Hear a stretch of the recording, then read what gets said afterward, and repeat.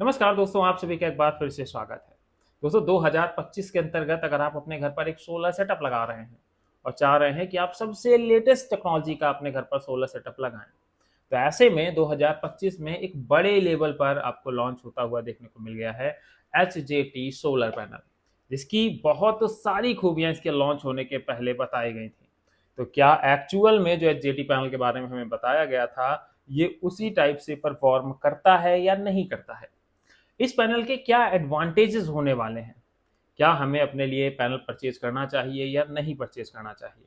और क्या रहने वाली है एचजेटी सोलर पैनल की कीमत? आज के इस वीडियो में सब कुछ मैं आपको बहुत ही डिटेल के साथ बताने वाला हूं, बहुत ही कंपैरिजन के साथ बताने वाला हूं।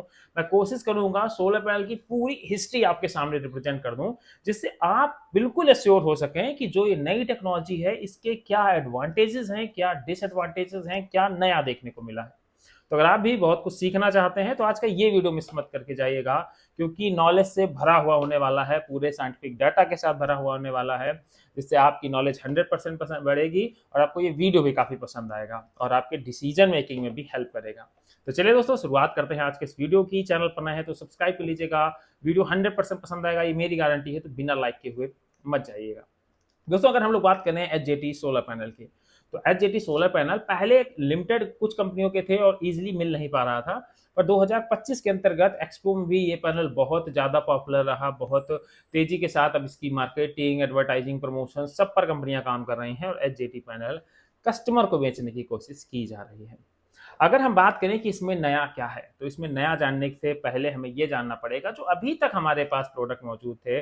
मोनोपर्क हाफ कट बाईफेशियल हो गया, N type TOPCon solar panel हो गया, इनमें क्या डिसएडवांटेज है जो इसके अंतर्गत नहीं है? क्या वाकई में इसका यूनिट जनरेशन बढ़ के मिलेगा या नहीं मिलेगा?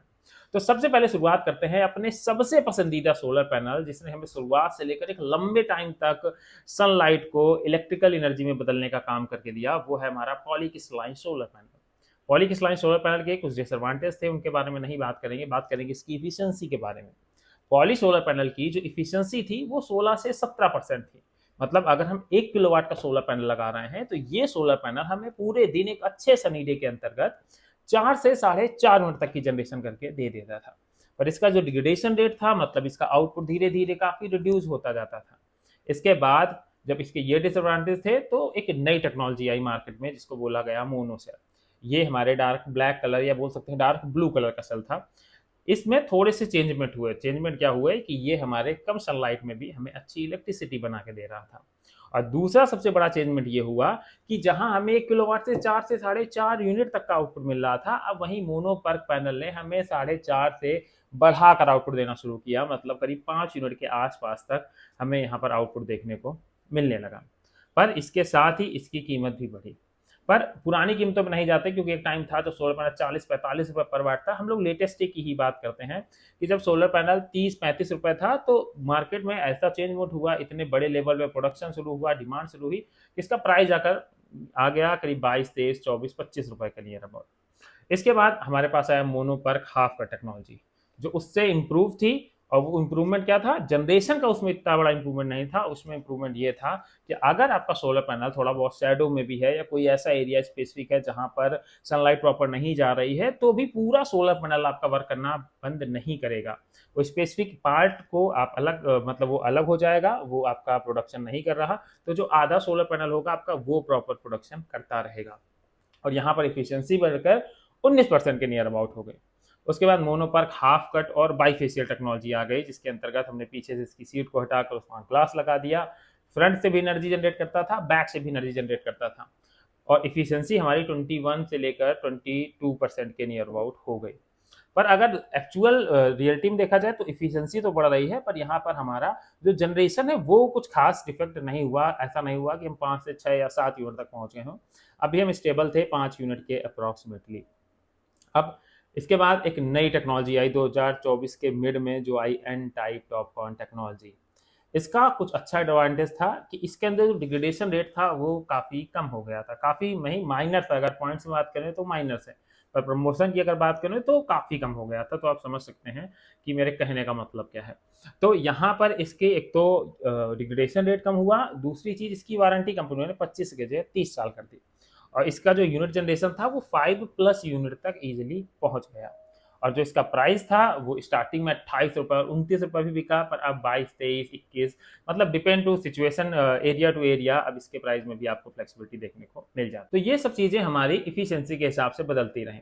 और इसके साथ एक सबसे इंपॉर्टेंट चीज़ बदलती रही कि हमें एक स्पेसिफिक साइज के अंतर्गत हमने सोलर पैनल के वॉटेज बढ़ा दिए। पहले 330 थे, फिर 450 आए, फिर 480 आए, फिर 500, 550 और टॉप कॉन पे आकर हम लोग 590 और 600 वाट तक इसकी रीच कर ली। तो अब ये आप समझ गए होंगे कि ये जो हमारी पुरानी टेक्नोलॉजी थी, इसके अंतर्गत अगर मोनो पर हाफ कट बाईफेशियल या एन टाइप टॉप कॉन की बात करें, तो ये सोलर पैनल अगर आप लगाते हैं तो आपको 1 किलोवाट पर करीब 5+ यूनिट मिल जाता है एक अच्छे सनी डे के अंतर्गत। और हमारे पास कैपेसिटी कितनी है, अप्रॉक्सीमेटली 580 और 600 वाट तक की एन टाइप टॉप कॉन की, जो ईजिली अवेलेबल है। इससे बड़े पैनल भी मिल जाएंगे पर ईजिली नहीं मिल पाते हैं। तो अब 2025 के अंतर्गत इंट्रोड्यूस हुआ HJT पैनल।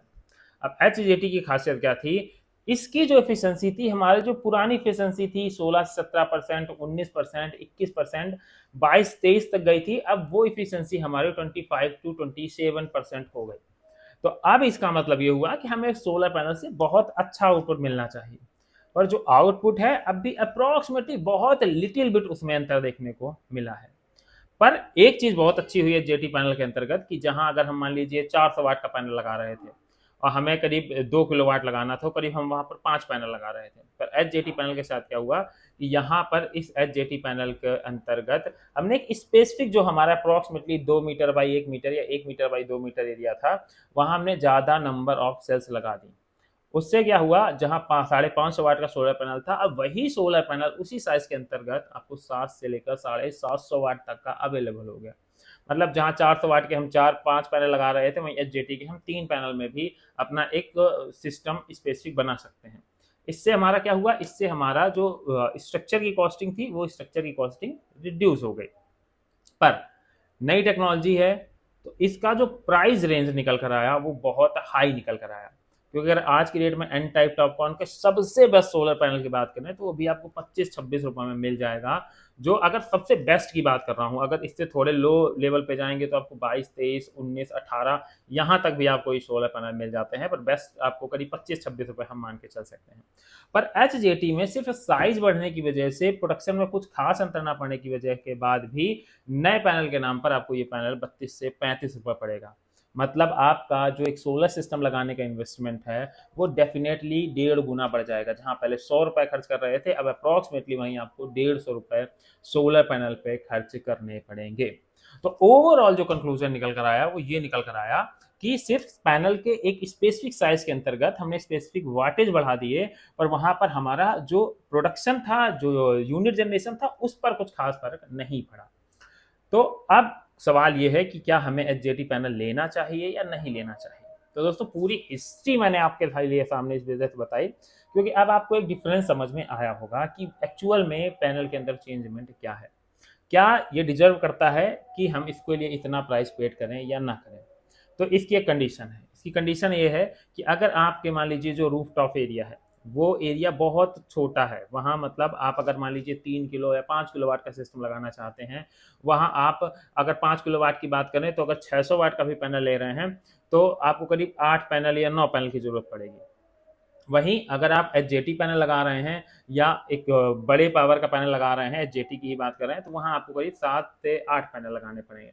मतलब सिर्फ 1 से 2 पैनल पर अगर आपको फर्क पड़ रहा है तो मैं डेफिनेटली आपको रिकमेंड करूंगा कि आपको HJT पैनल की तरफ जाना चाहिए और आपको वहां पर 1.5 गुनी कीमत देनी चाहिए अभी। और अगर आप थोड़ा स्टे करते हैं, थोड़ा रुकते हैं, 1-2 साल के बाद अगर आप प्लान कर रहे हैं तो डेफिनेटली इसकी कीमतें भी यही लेवल पे आएंगी जहां एन टाइप टॉपकॉन और mono PERC half cut bifacial solar panel है, तब आप भी इसको लगा सकते हैं। तो अगर रूफ स्पेस बहुत सीमित है तो आप चाहते हैं बड़ा सिस्टम लगाना, आपके 1-2 पैनल नहीं लगा पा रहे हैं, एक्स्ट्रा नहीं लगा पा रहे हैं, तो आप डेफिनेटली HJT पैनल की तरफ जाइए, आपके लिए एक बेस्ट डिसीजन रहेगा और इसके लिए आप ज़्यादा पेमेंट भी पेड करिएगा। बाकी मैंने जो भी इंपॉर्टेंट इन्फॉर्मेशन थी मैंने कोशिश की मैं इस वीडियो के अंतर्गत ऐड ऑन कर सकूं। इसके अलावा आपने कोई भी ऐसा वीडियो नहीं देखा होगा पूरे YouTube के अंतर्गत जो आपको HJT पैनल पर इसके साइज के अलावा इसके यूनिट जनरेशन पर बात कर रहा हो। ऐसा क्यों है? आप इसका मतलब समझ सकते हैं, क्योंकि यूनिट में हमने कुछ बहुत बड़ा अचीव नहीं किया है। और अगर हमें अपना प्रोडक्ट बेचना है तो डेफिनेटली हम आपसे कहेंगे कि हमने ये इसमें अच्छा किया, हम सिर्फ इसकी अच्छाइयाँ बताएंगे, उनके वो पॉइंट नहीं बताएंगे जिनकी कस्टमर को नीड होने वाली है। तो दोस्तों, आप डिसीजन आपका है कि आपको किस टेक्नोलॉजी की तरफ जाना है।